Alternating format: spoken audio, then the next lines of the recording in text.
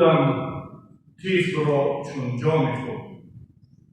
با تپیشی قلب او احساس کردم آن خود.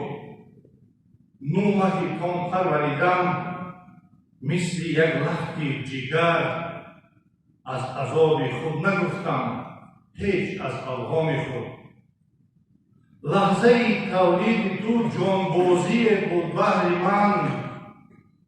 گریه‌ات را چون شنیدم شاد از مهمان خود.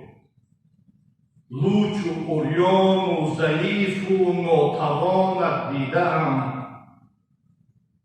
تا توانمندت ببینم درگذشتم زان خود. تا که گردی دستگیر و مادرت را پشتیبان. نان خود را شیر کرده دادم از پستان خود. جسم نیم جان تو را با جان و دل پروردم. تا که روزی پیریم بینم تو را دربان خود.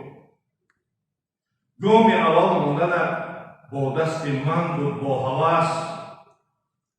با امیدی که دیدیم چون عصا دستان خود. اولین حرفت نهادم در زبان با شوق دل. تا که با لفظ متینت حفظ سازی شان خود. تربیت از بهر میهن دوستی کردم تو را. حفظ مادر هموطن بایستی ارمان خود. آرزوها مان در دل وای از فرزند بد.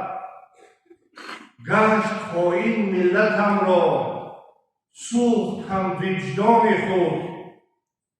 ای فلک گر زحمتم را مزد مادر کشتن است. روز محشر داد خواهم سر از یزدان خود.